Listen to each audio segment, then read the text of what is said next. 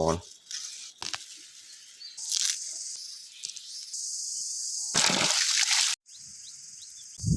นี่แหละ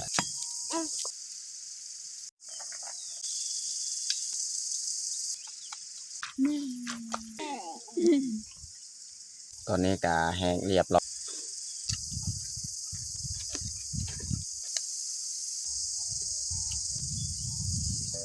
อย่าลืมกดไลค์กดแชร์และกดติดตามเด้อพี่น้อง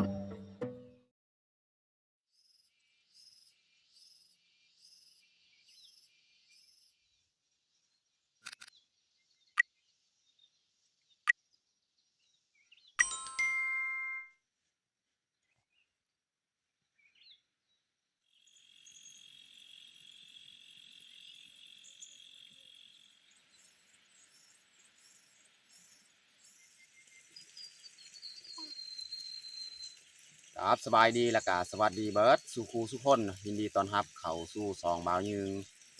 มื้อนี้กาพาเมียพาลูกเขาให้เนาะก็คือมื้อแรกและเขาพาน้องแพงเขาให้ใหม่เนาะเพราะว่าตั้งแต่เขาทางมาเนี่ยบุเคยได้พาลูกมาให้จักเทือเนาะมีแต่น้องแพงมาคนเดียวมาทำอิฐน้องพลอยเนี่ยยังบ่ทันมาให้ใหม่นี่น้องแพงมาคนเดียวเพราะว่าเขาเอาน้องแพงมานำย้อนน้องแพงนี่อาการที่เจ็บมื้อนั้นยังบ่ทันหายดีปานใดเขาก็ต้องได้เอามานำเพราะว่าปัจจุบันกะย่านอ่าขาดการกินนมแม่ก็เลยเขาต้องได้เอามาอยู่ให้นำถ้าว่าอาการดีขึ้นเขาก็ต้องได้ให้อยู่นำปูนเพราะว่าทางย่างมันไกลให้ตัวใหม่เนี่ยมันไกลเนาะอันนี้ก็น้องพ่ออยากไปนำเมื่อกี้แต่ว่าเขาบอกไปเพราะว่ามันใกล้เขาย่างจากบ้านฮานี่นี่ประมาณกิโลกว่าความไกลจะเข้า2 กิโลนั่นแหละตอนนี้ก็เขาย่างฮอด9 โมงเลยนี่9 โมงเขาย่างจากบ้านเพราะมันไกลเพราะฉะนั้นเขาก็เลยบอกคอยเอามาลูกอยู่ให้แต่ว่าน้องแพงนี่จำเป็นเพราะว่าการเจ็บท้องเมื่อนั้นยังบ่ทันได้ดีขึ้นเท่าไรเนาะเขาก็เลยต้องได้เอามานำอยู่ให้เนาะแล้วก็สำหรับมื้อนี้แมนเมียเสียยาคาเนาะแต่ว่าคอยบริเสียคอยสีเบิ่งลูกสาวอยู่เชียงไฮ้แล้วก็เฮ็ดอาหารการกินแล้วก็เมียเสียยาคาเนาะโอเคแม่แต่ทุกคนติดตามเบิ่งติดตามชมกับพวกเฮาได้ยาวๆเลย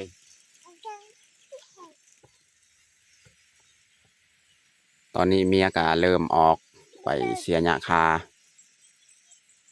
คอยกับน้องแพงนี่อยู่ให้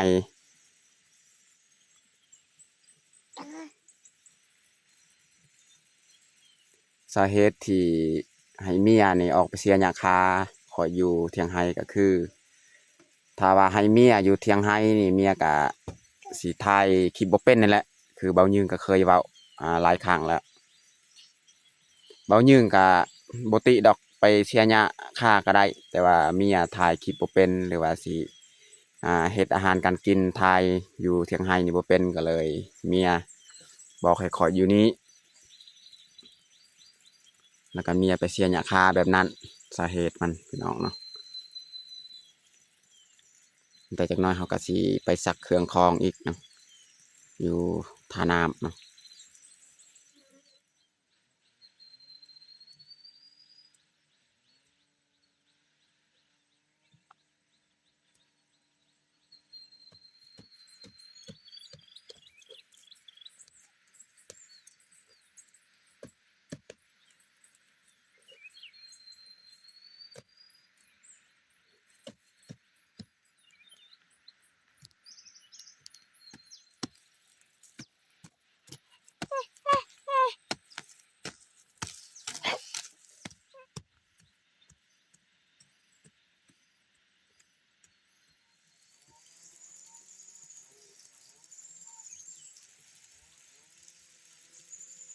ตอนนี้เขาเจียน้องแพงก็นอนหลับเขาจะให้น้องแพงนอนเลยตอนนี้แหละมีเวลาวาง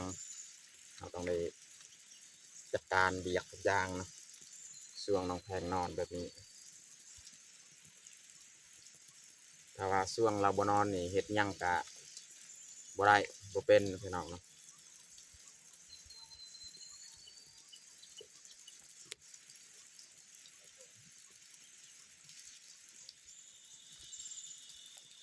ตอนนี้ก็ได้เวลาเฮ็ดเวียกแล้วบัดนี้ส่วนพาแอมเที่ยงอันนี้เนาะที่ FC เพิ่นบอกบ่ยืงก็ยังหาจังหวะหาโอกาสอยู่ว่าสิหาเฮ็ดเพราะว่าไม้พุ่งที่เขาตัดนี่มันไกลบอนเขาไปตัดเราต้องใช้เวลาตอนนี้ก็ค่าเวียกค่างานทั้งนี้ทั้งนั้นตัวนี้ก็ต้องได้เฮ็ดแน่นอนตันไว้เนาะบางทีนี่เขาอาจสิได้ไปนอนหรือว่าบ่ได้นอนก็มีเพราะว่ามันไกลให้ตัวนี้นะมันไกลบางทีเขาก็บ่ได้มานอนเนาะเอาลูกเมียมานำก็มันบางครั้งมันยากมันไกลเนาะบางทีเขาไปแต่กลางเว้นถ้ามีโอกาสเขาก็สิได้ไปนอนคือกันเนาะจังไดเขาก็หาโอกาสมาเฮ็ดคือเก่าตัวนี้นะสิแอมเลยตัวนี้แอม3ข้างนั่นแหละสิแอมวันนี้เขาสิไปหาเฮ็ดเปียกก่อน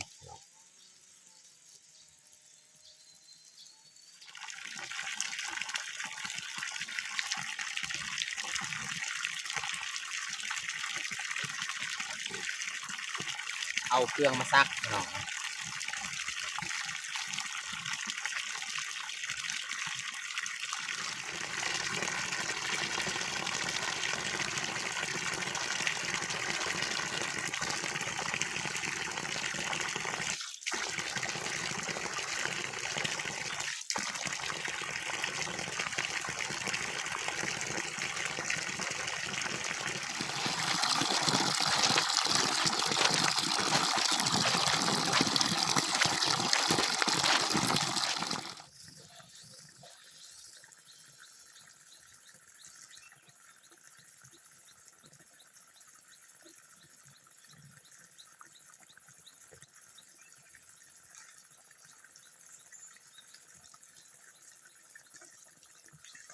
สิไปเอาน้องคานี่พี่น้องน้องคาแคมไฮเพราะว่าตอนนี้กับน้องแพงกำลังนอนหลับอยู่เทียงไฮเราก็มีโอกาสไปหาเอา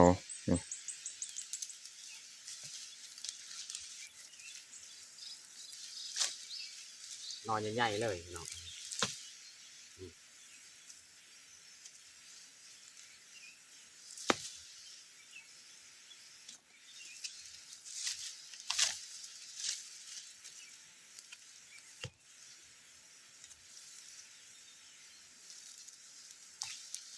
พอได้เอามา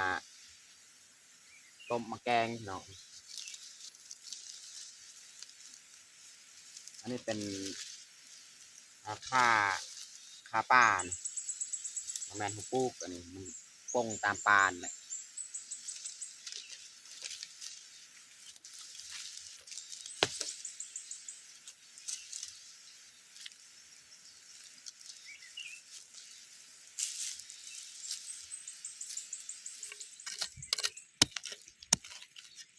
อันนี้ก็แมนคือกันนอกคาเนี่ย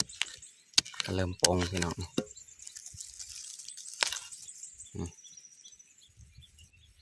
นี่จงไว้ใกล้ๆเที่ยงนะพี่น้องคามันปงตามธรรมศาสตร์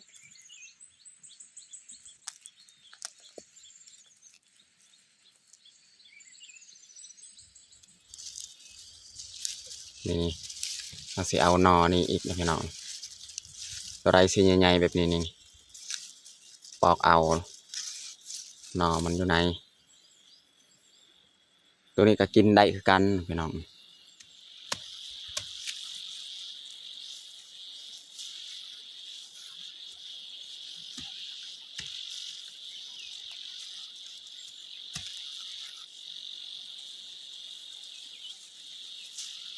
เอาแต่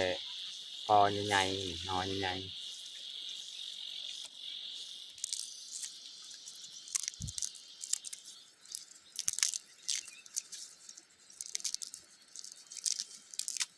เอาซ้ำต้นอ่อนนี่แหละ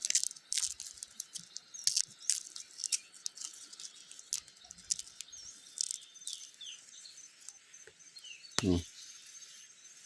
ผักหอมจีนหรือว่าผักหอมเปรย์นี่มีลายตามป่าเนี่ยมันเป็นเราบ่ต้องปลูกหรอกผักอันนี้นะพี่น้องเนาะเขตบ้านเฮานี่มีลายนี่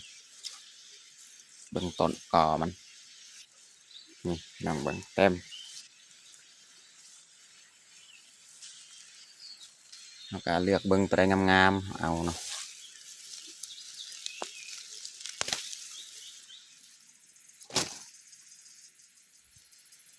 ตอนนี้ก็หลังจากเขา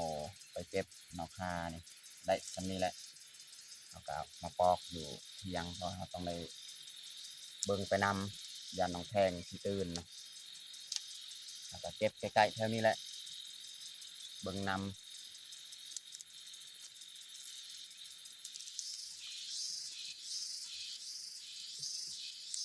นอกคาในแมนช่วงนี้แหละนอกคาจะปงน้องเนาะถ้าว่าผู้ใดแบบทางให้บอลผู้เข้าจะมีลายนอกคาไปทอนเอาลกเอาแถวภูลาย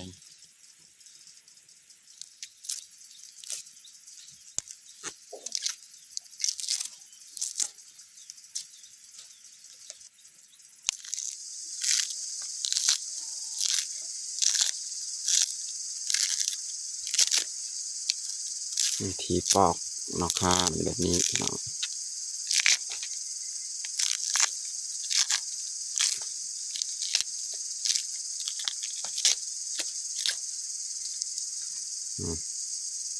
ก็ได้แล้ว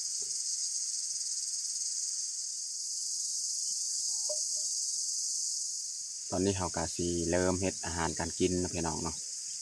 เพราะน้องแพงนี่ยังนอนหลับอยู่เนาะเขากาซีล้าง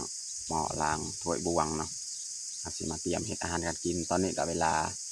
11 โมงยังพี่น้องเนาะพอดีแล้วสำนี้เขาเตรียมไว้เลยเนาะ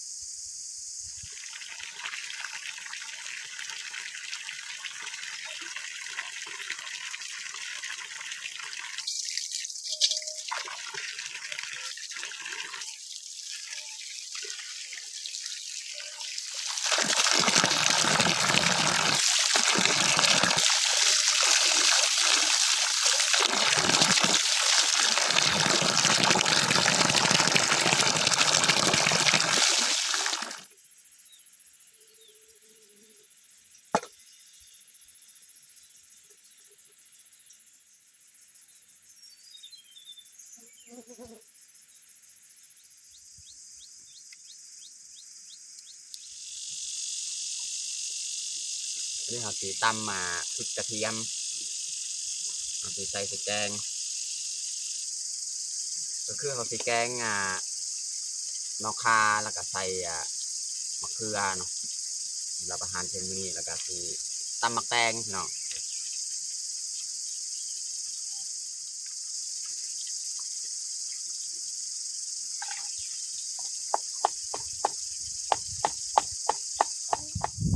นี่แหละปลาแห้งของเฮากะ2 โตจะเอาปลาแห้งนี่แหละมาแกงใส่นอกคาเนาะแล้วก็มีมะเขือเนาะมะเขือ2 หน่วย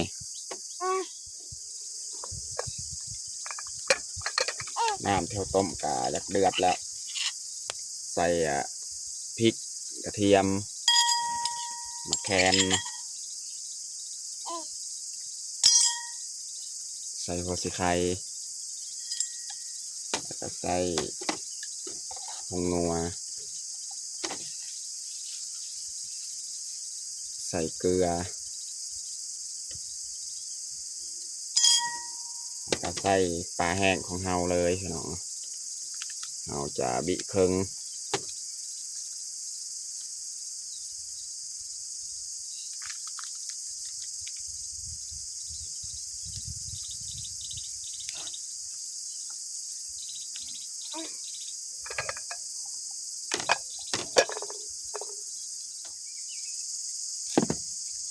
อันนี้เฮาจะซอยนอกคาพี่น้อง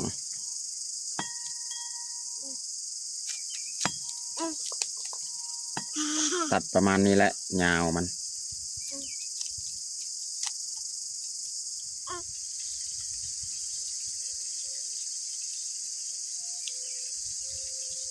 เอาประดาเอาประดาพอดีเขาจะใส่เลยเนาะเนาะคาน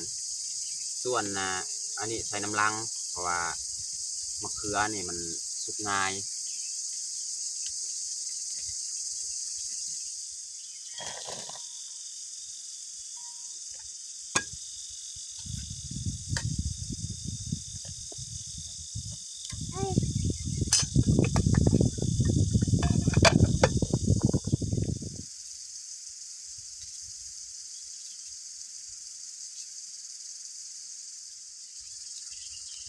เอากินข้าวนี่กินข้าวนี่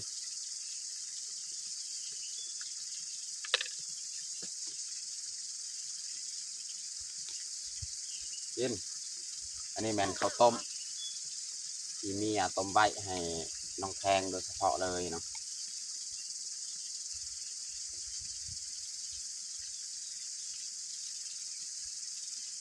เล่นอย่าเล่นอย่าเล่นปะกันปะ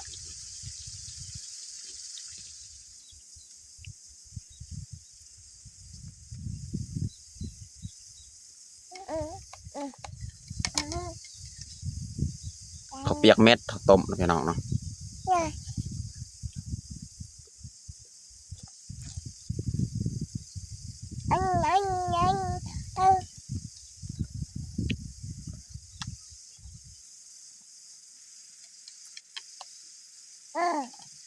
กินกินเอากิน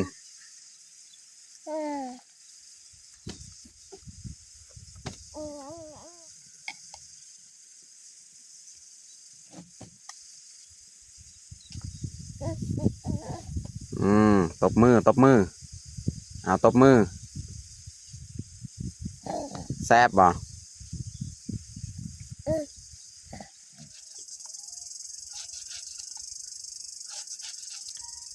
ซอยมะเขือพี่น้อง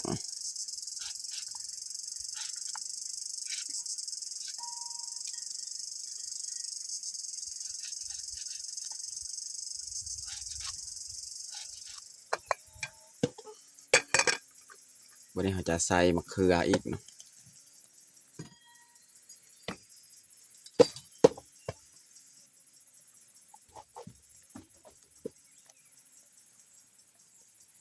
เขือนี่สุกง่ายพี่น้อง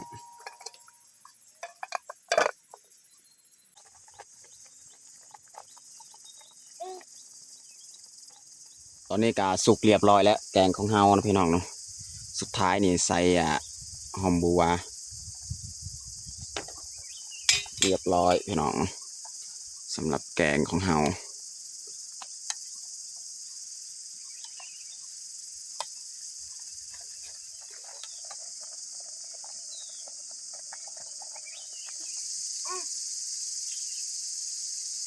สุกเรียบร้อยพี่น้องเนาะ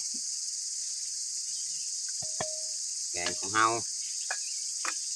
อย่าเล่นอย่าเล่น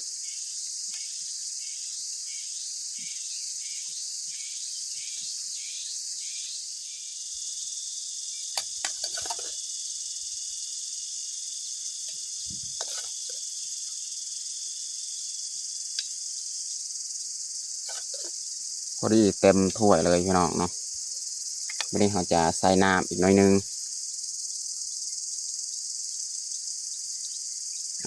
ได้ละสันนี้นะเรียบร้อยพี่น้องเนาะแกงปลาแห้งของเรา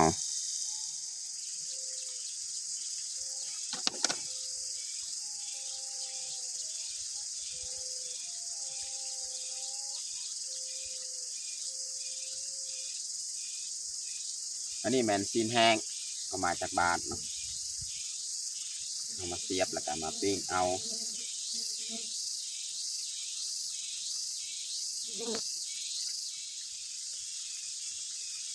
ปิ้งนี่ก่อนแล้วจึงตำมะแตง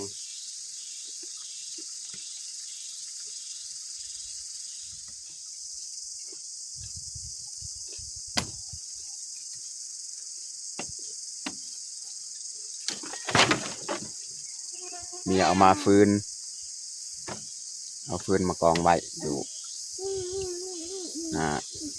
กลางเทียง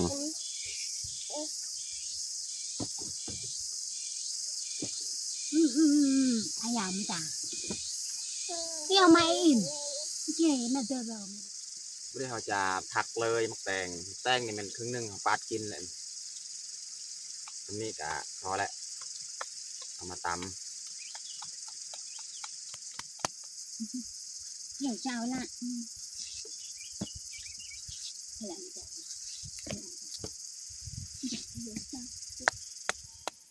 ำใส่กะปิพี่น้องเนาะก็ใส่ผงนัวเกลือเพราะว่ายังปลาแดกสิใส่เกลือใส่นิดนึงพี่น้องเนาะเดี๋ยวเราจะตำเลย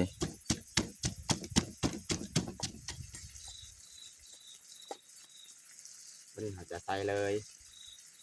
แตงของเรา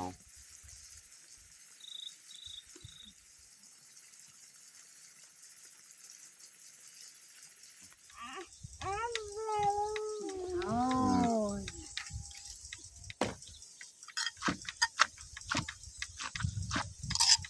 ส่วนมะนาวอิหยังเนี่ยบริใส่เพราะว่ามันบ่มีพี่น้องเนาะมีบางคนว่าเป็นหยังเบายึงแต่ละเทื่อเนี่ยตำมักแตงบ่เห็นใส่แนวส้มหรือว่ามะนาวมะขามมันบ่มีพี่น้องเนาะอันใดตัวมีเขาก็ใส่ตัวใดบ่มีเขาก็บ่ใส่พี่น้องเนาะใส่มักเล่นแบบนี้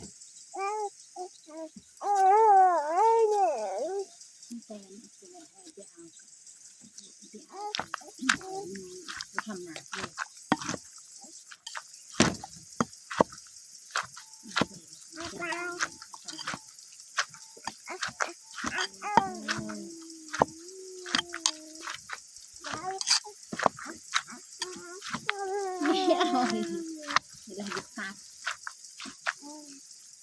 เรียบร้อยพี่น้องตำแตง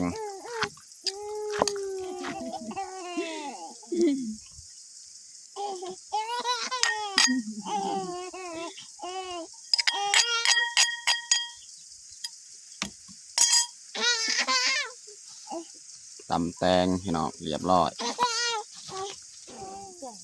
ตอนนี้กาแห้งเรียบร้อยแล้วนี่อย่างซีนของเฮา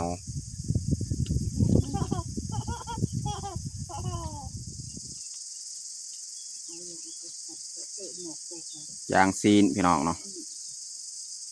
ตำมักแตงแกงปลาแห้งพี่น้องเนาะ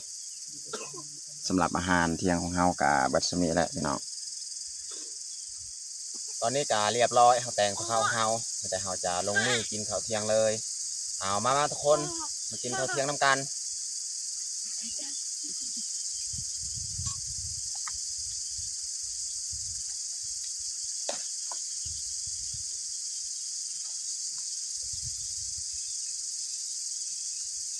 น้องแพงนี่มามือทำอิฐนะมาอยู่ไฮไมน้องพลอยนี่ยังบ่ทันมาไฮไมถ้ามีโอกาสจะน้องพลอยก็ได้มาอยู่ดอกเอาอาหารมันก็ประจำจ้า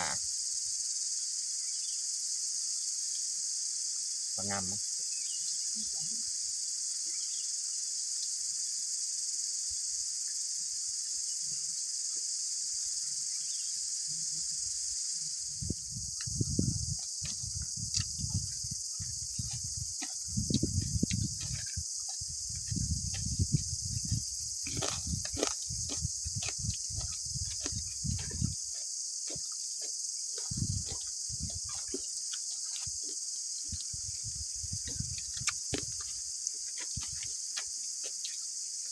มันเหมือนพินโม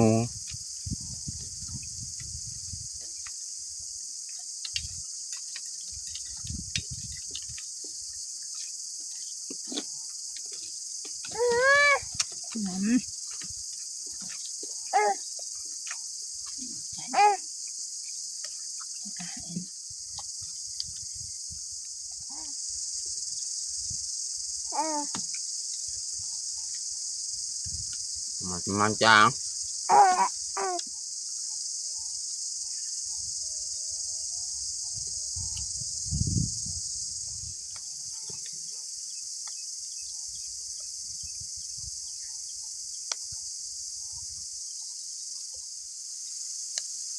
ฮ